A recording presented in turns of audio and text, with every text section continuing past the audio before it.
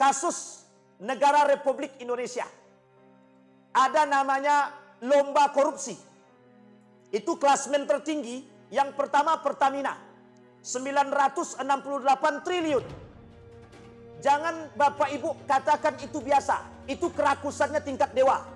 Ini namanya klasmen sementara. Masih belum ketahuan yang lain. Itu sifat apa? Rakus. Karena hari ini mengemis itu menjadi pekerjaan terbaik. Kata Nabi, semua sampai ke akhir zaman nanti kezaliman tidak akan berkurang, justru akan bertambah.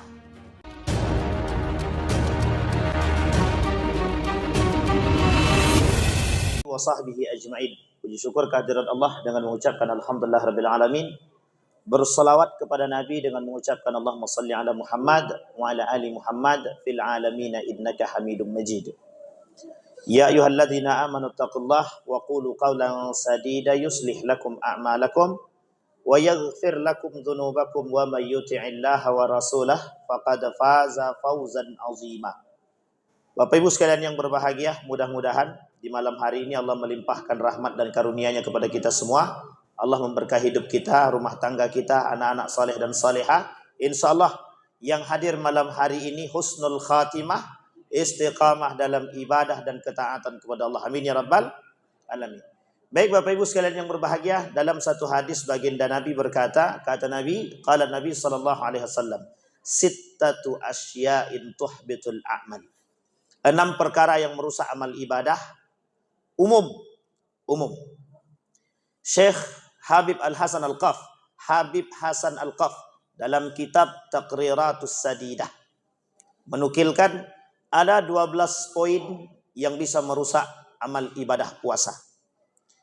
Di malam hari ini saya ingin mengulas, tapi mungkin tak banyak, tapi poin pentingnya saja. Nabi bilang ada 6 perkara yang merusak amal ibadah. Nabi bilang begitu. Ini umum.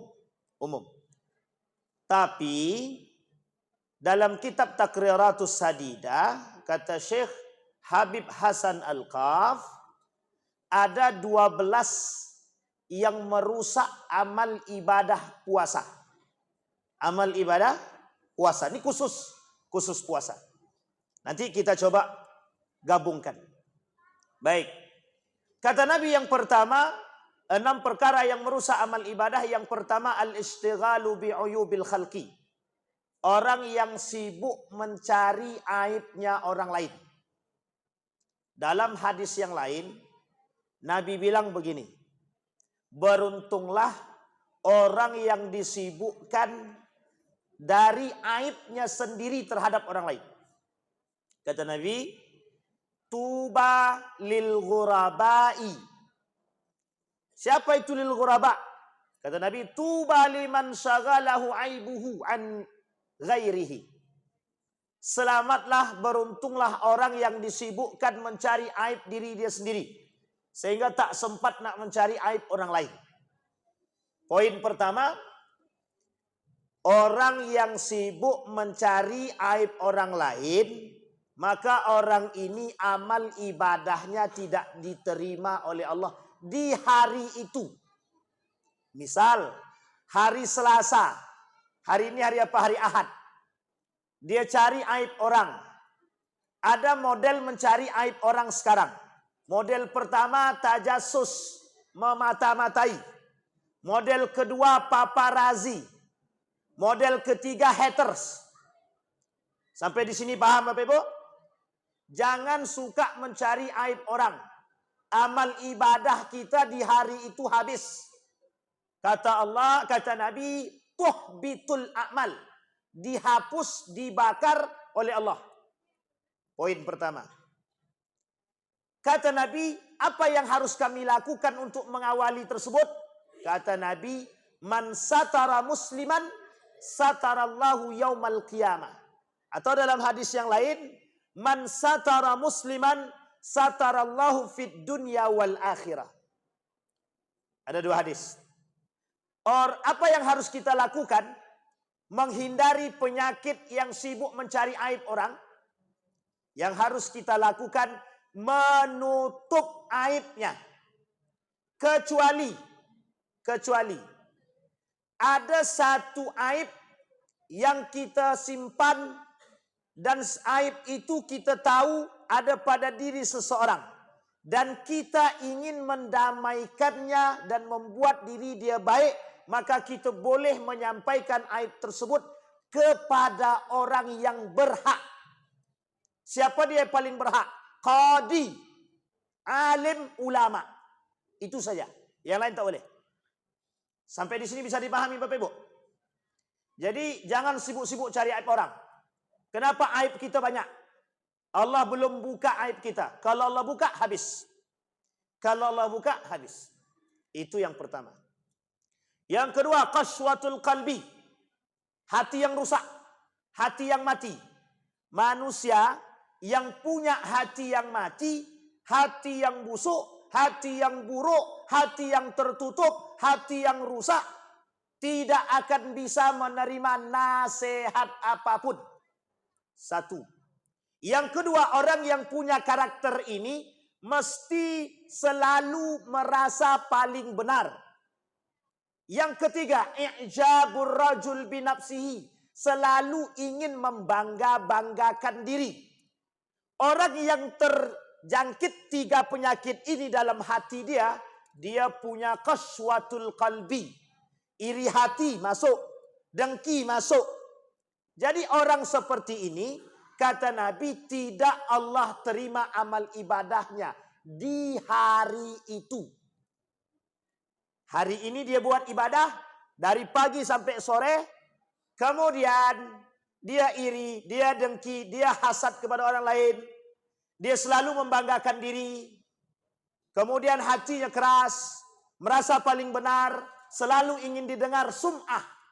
Maka orang seperti ini tidak Allah terima amal ibadahnya di hari itu. Apa yang harus dilakukan? Bertobat. Kalau yang sudah berbuat seperti itu, bertobatlah. Yang harus dilakukan yang kedua, maka jaga diri dia dan belajar untuk mendengarkan orang lain dan jangan menganggap diri paling betul. Kita ambil contoh. Berkelahi persoalan pendapat, yang pendapat itu bisa benar bisa salah.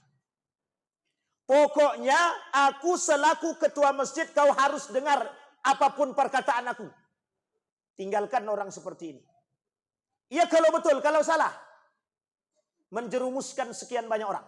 Yang kedua, qaswatul qalbi. Dari perbuatan dengki, hasad, iri, i'jabur rajul, menganggap diri paling baik, membanggakan diri, masuk dalam penyakit penyebab hati keras. Orang yang hatinya keras, nasihat 100 kali pun belum tentu masuk. Tapi jangan pernah berhenti menasehatkannya. Sekeras batu itu pun masih bisa bolong. Maka hati manusia tidak sekeras batu. Bisa jadi lebih. Artinya apa kalau lebih? Sering-sering siram pakai air. Kalau perlu pakai air panas. Insya Allah cepat. Maksudnya apa? Perlu kadang-kadang kita menyampaikan sesuatu yang cukup untuk bisa dia fikirkan. Baik, itu yang kedua. Yang ketiga kata Nabi. Kata Nabi yang ketiga, orang-orang yang hubbud dunia. Kata Nabi dalam hadisnya, hubbud dunia ra'su kulli khati'atin. Cinta terhadap dunia itu cinta kepada dunia kepala segala persoalan dan permasalahan. Ra'su kulli khati'atin. Orang kalau sudah cinta terhadap dunia, penyakit yang timbul rakus. Tahu rakus Bapak Ibu? Tahu rakus? Tamak. Tahu tamak? Tamak. Tamak itu nanti ada lagi penyakitnya. Orang yang terjangkit penyakit rakus, tamak. Tamak dalam bahasa Arab. Tamak juga. Pelit, rakus. Tapi ada bahasa lain yang disampaikan oleh Nabi dalam hadisnya. Kata Nabi, madhibani arsala bi'adzaba minhima. Kemudian kata Nabi, 2 ekor serigala dikirimkan kepada seekor ghanam, itu jauh, itu berbahaya. Kalau ada kambing diberikan kepada, kambing dikirimkan kepada kambing ini 2 serigala, kata Nabi, maka tidak lebih berbahaya ketimbang manusia yang cinta terhadap dunia. Kalau bahasa Nabi-nya begini, al-hirsu 'alal mali. Manusia yang rakus akan harta lebih berbahaya dibandingkan 2 serigala tadi. Sampai di sini paham? Orang yang cinta terhadap dunia, kata Nabi, itu semuanya bisa dia buat. Mengemis pun bisa. Rakus itu Bapak Ibu, dalam bahasa Arabnya 2. Hirsun 1, tamak 1. Hirsun ini kata para ulama asyaddu minat tamak. Dalam kitab Mausu'atul Akhlaq, al-hirsu wat tamak. Al-hirsu asyaddu minat tamak. Hirsun ini lebih berbahaya daripada tamak. Apa itu hirsun? Rakus. Kita ambil contoh. Kasus negara Republik Indonesia. Ada namanya lomba korupsi. Itu klasmen tertinggi. Yang pertama Pertamina. 968 triliun. Jangan Bapak Ibu katakan itu biasa. Itu kerakusannya tingkat dewa. Cuman tidak serakus Korun. Masih belum serakus Korun. Karena Korun itu saking rakusnya, kuncinya saja terbuat dari emas, yang tukang angkatnya 10 orang. La tada'u bil usbah. Itu kunci berangkasnya saja. Terbuat dari emas, yang angkat 10. Kalau dia punya 10 berangkas, yang angkat berapa orang? 100. Rakusnya Korun jauh lebih rakus. Tapi hari ini ada manusia yang menyerupai Korun. Siapa mereka? Manusia-manusia yang rakus dengan jabatan. Sekarang bayangkan, 900 triliun bisa buat apa? Buat negara sendiri pun bisa. Buat negara sendiri bisa. Sampai di sini bisa dipahami. Untuk apa? Untuk kepentingan pribadi. Siapa saja orang-orang yang terlibat di dalamnya. Semua rakus. Coba bayangkan, satu orang memegang, atau satu orang saja pemegang koruptor itu atau korupsi itu bisa memiskinkan sekian banyak orang. Itu baru 1 triliun. 1 triliun aja bisa buat orang miskin sekian banyak. Bagaimana kalau 900 triliun? Jadi kita ini mau dimiskinkan semua. Kita ini mau dimiskinkan. Ini namanya klasmen sementara. Masih belum ketahuan yang lain. Itu sifat apa? Rakus. Tamak. Mereka punya rumah atau tidak? Punya. Mereka punya mobil atau tidak? Punya. Mereka punya motor atau tidak? Punya. Tapi kok masih minta? Nggak puas. Nggak cukup. Rakus. Maka kata Nabi, al-hirsu itu, hubbud dunya itu, ra'su kulli khati'atin. Persoalan yang menjadi persoalan utama itu adalah hubbud dunia. Jadi kalau dia cinta terhadap dunia, dia yang menjaga dunianya. Dunia tak menjaga dia, sehingga dia takut akan kehilangan segala hal. Sekarang Bapak Ibu, sifatnya orang tamak ini pasti pelit, Tidak mau dia. Kalaupun dia mau mengasihi orang, mesti dia harus berharap lebih kembalinya kepada dia. Kita ambil contoh Korun. Korun itu kata Korun begini. Aku mau bantu kalian. Tapi kalian bantunya sistemnya riba. Aku pinjam 10.000, kalian kembalikan 20.000. Kira-kira berapa persen ribanya itu? Pandai-pandailah menghitung. Kan gitu. Itu Korun begitu. Sampai datang utusan Nabi. Apa kata utusan Nabi kepada Korun? Korun, takkah kau berpikir yang datang nih orang tak mampu? Apa jawaban Korun? Innama utituhu ala ilmin indi. Aku kerja keras sendirian. Kok kalian datang cuma mau minta bantu saja? Mengemis sesuka hati kalian. Itu kalimatnya. Pada masa Harun ar-Rasyid, ada seorang pemuda, orang kaya tapi mengemis dia. Ini terjadi Pak hari ini. Orang banyak yang mampu, Makan bisa, miskin tidak, fakir apa tak lagi, masih mampu dia mengemis sama atasan itu. Pak, tolong kasih saya pekerjaan. Masih makan dia. Masih punya mobil dia. Mengemis. Kenapa? Sekarang saya kasih tahu Bapak Ibu. Karena hari ini, mengemis itu menjadi pekerjaan terbaik. Kenapa kok pekerjaan terbaik? Mudah dapat duit. Sehingga di Surabaya itu, kalau tidak di Surabaya, Sidoarjo, itu pernah ada salah seorang yang megang 100 lebih para pengemis. Rumahnya tingkat 3, mobilnya 5. Coba bayangkan. Kenapa dia katakan demikian? Apa kata dia? Lebih mudah saya dapat duit. Pada masa Harun Ar-Rasyid, ada seorang pemuda. Apa kata pemuda tadi? Ternyata mengemis lebih mudah dapat duit ketimbang bekerja capek-capean. Ketahuan sama Raja Harun Ar-Rasyid, diambil hartanya, dimiskinkan. Kita berharap ini para koruptor ini bukan hanya dimiskin saja, tembak mati. Dulu pernah ada ide tembak mati oleh anggota Dewan DPR RI itu ditolak. Dulu begitu Pak. Harusnya koruptor tembak mati saja. Tidak ada masalah itu. Di Cina kan tembak mati. Cuma banyak yang tak mau. Jangankan tembak mati, potong tangan saja tak mau. Coba seandainya potong tangan. Ada anak yang mau korupsi lagi?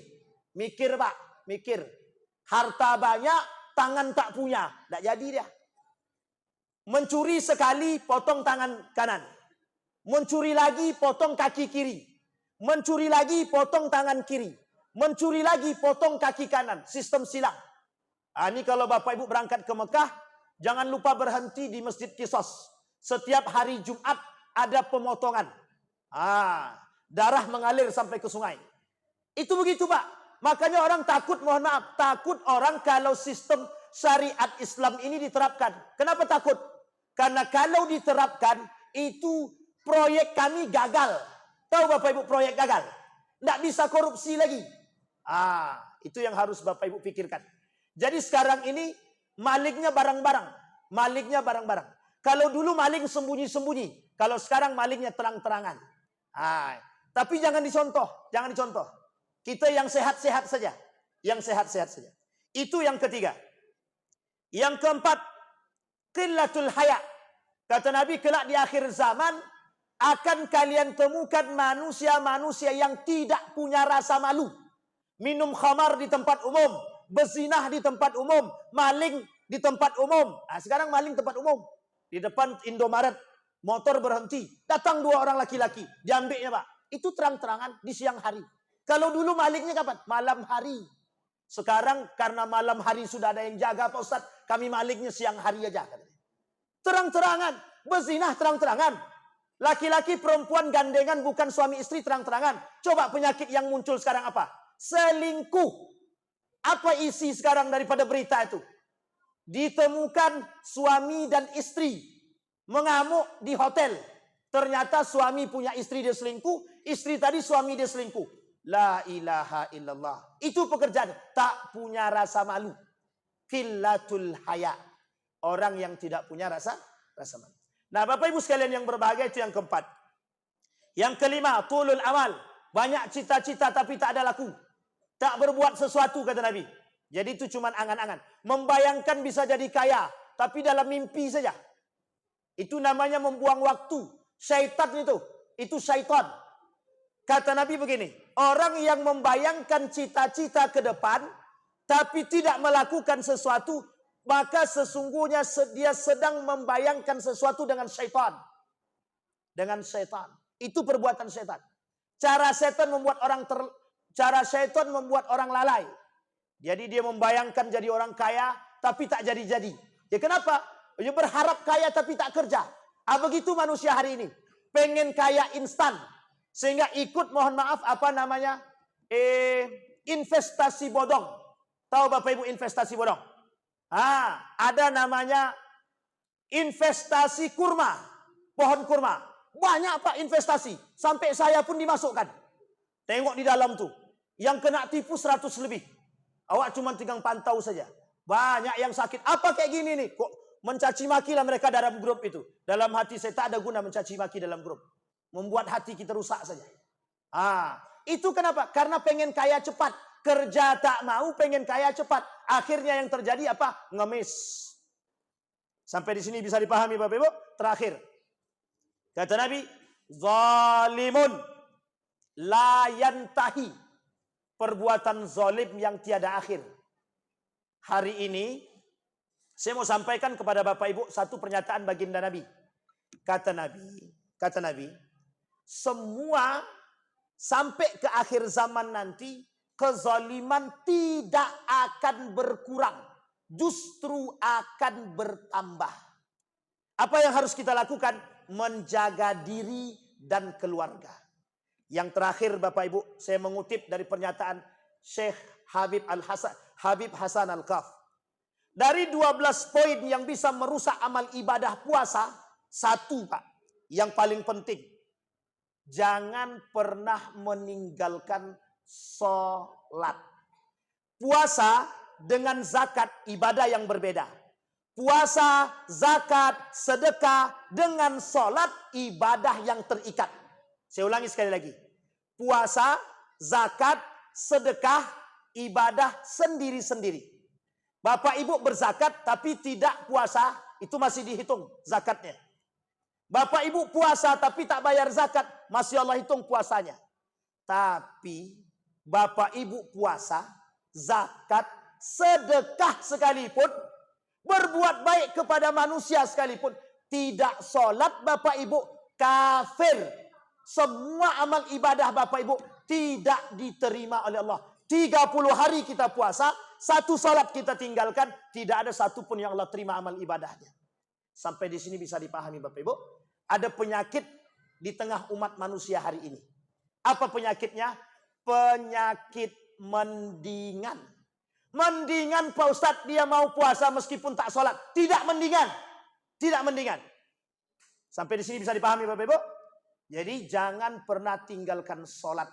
Meskipun. Tidak ada meskipun.